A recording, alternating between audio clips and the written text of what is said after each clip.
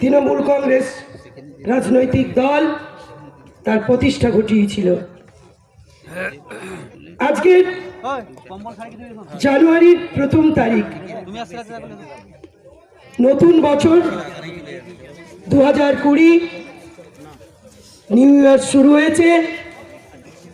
আমি গর্দজপোতা এবং সাতপুরে সমস্ত গ্রামবাসীকে, আমার সামনে উপস্থিত সুধী নাগরিকদের, তৃণমূল কংগ্রেসের একনিষ্ঠ কর্মী, লিডার, অনুরাগী, মঞ্চে আছেন যিনি সঞ্চালক ছিলেন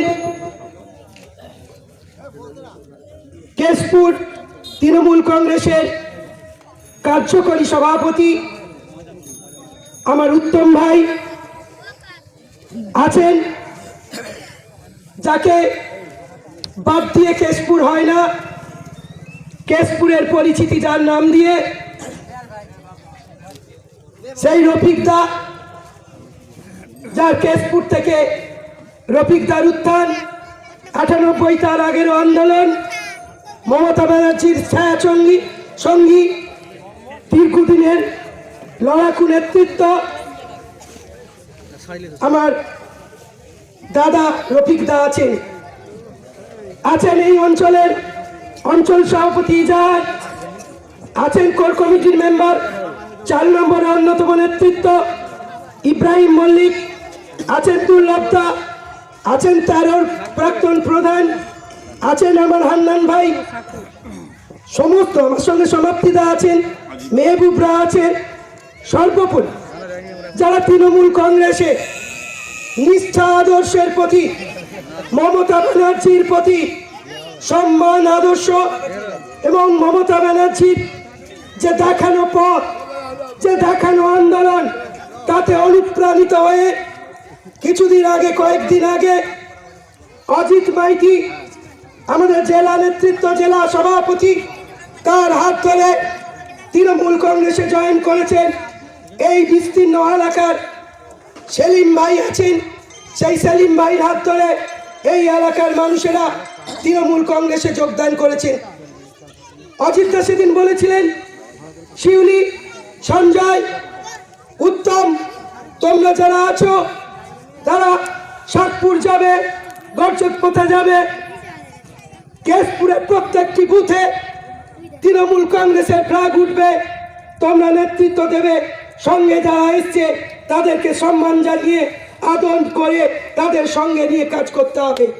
আমরা জেলা সভাপতি সেই নির্দেশকে মাথা পেতে নিয়ে আমরা আজকে এখানে উপস্থিত হয়েছি। আমার এখানে বিগত দিনের বুথ সভাপতি ছিল, আছেন আমার পঞ্চায়েত মেম্বার। আমি পঞ্চায়েত মেম্বারকে ফোন করেছিলাম এই মঞ্চে আসার আগে, আমার ইচ্ছে ছিল এখানে সবাইকে নিয়ে সেই বুথে যাব, ফ্ল্যাগ তুলব, হয়তো বা হয়নি। কিন্তু আমি বলি, আমি দলের একজন ডিসিপ্লিন সোলজার, আমি একজন নির্ভীক সৈনিক, শৃঙ্খলা পরায়ণ একজন কর্মী, আমি লিডার নই। আপনারা জনগণ, আপনারা ভোট দিয়ে মমতা ব্যানার্জির একজন সহকর্মী হিসেবে আমাকে পাঠিয়েছেন বিধানসভায়। আমি আপনাদের কাজ করব বলে এই বিধানসভায় এসেছি। আমি প্রতিজ্ঞাবদ্ধ, আমি সংকল্প নিয়েছি, আমি কেশপুরের উন্নয়ন চাই, আমি সাতপুরের উন্নয়ন চাই, আমি গর্দজপোতার উন্নয়ন চাই। খেটে খাওয়া দরিদ্র মানুষ, তার মুখে হাসি ফোটাতে চাই। আমি রাস্তা চাই, আমি জল চাই, আমি খাওয়ার চাই, মাথায় ছাদ চাই, পরনে পোশাক চাই, কর্মসংস্থানের সুযোগ চাই। আর যে সুযোগ করে দিচ্ছেন আমাদের জনপ্রতিনিধিদের মধ্য দিয়ে মমতা ব্যানার্জি নবান্নে বসে পৌঁছে দিচ্ছেন কেশপুরের প্রত্যন্ত প্রান্তরে। আমি চাই সঠিকভাবে সেই কাজগুলি যেন বুথ স্তরে পৌঁছে যায়। আজকে যারা ফুল দিচ্ছিলেন শহীদ বেদিতে, আমার ইজাহার ভাই ফ্ল্যাগ তুল, আমি দেখছিলাম আমার কিছু দাদা কমরেডদের মতো এরম করে সালাম ঠুকলেন শহীদ বেদিতে। আমি তাদেরকে সম্মান জানাই, কারণ মমতা ব্যানার্জি একমাত্র নেত্রী যিনি সমস্ত রাজনৈতিক দলের লিডারদের লোকদের নিয়ে তিনি সমানভাবে চলতে পারেন। মমতা ব্যানার্জি সাম্যের কথা বলে। মমতা ব্যানার্জি আজ সিপিএম এর আদর্শ হয়ে দাঁড়িয়েছে। যেখানেই যান, যে স্টেটেই যান, মমতা ব্যানার্জিকে বাদ দিয়ে আলোচনা নেই। কারণ মমতা ব্যানার্জি তো খেটে খাওয়া মানুষের কথা বলে, দরিদ্র শ্রমিকের কথা বলে, বেকার ভাইদের কর্মসংস্থানের কথা বলে, বাংলার উন্নয়নের কথা বলে, সহ ভারতবর্ষে একসঙ্গে থাকার মিলনের কথা বলে। সেই মমতা ব্যানার্জি আমার খুব ভালো লাগছিল।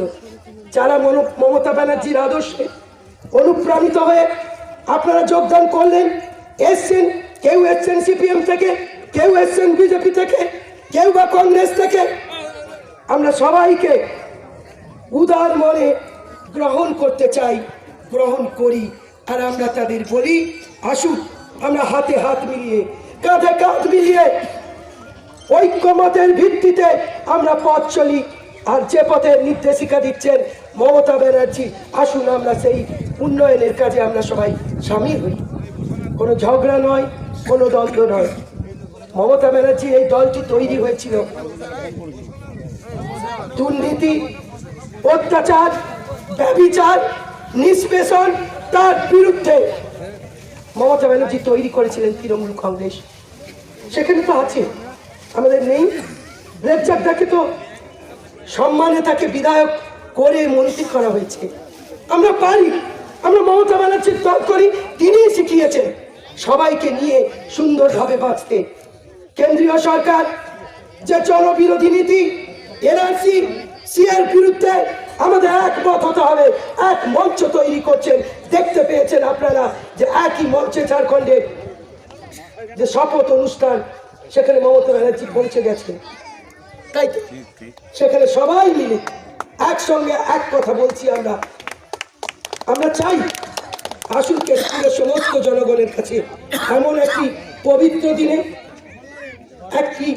এইরকম একটি সুন্দর পরিবেশে ঝগড়া নয়, শান্তি চাই। অন্যায়ের বিরুদ্ধে রুখে দাঁড়িয়ে গভর্নমেন্টের যে কাজ, সে কাজকে বুথ স্তরে পৌঁছে দিতে আমরা সবাই মিলে একসঙ্গে কাজ করি। ভালো থাকুন। আমি জানি পরের যে গ্রাম, সেখানে আমার যাওয়ার কথা। আমি ইতিমধ্যে অনেকগুলি অঞ্চলে যাব। আজকে আমার বিশেষ দিন, আপনারা জানেন।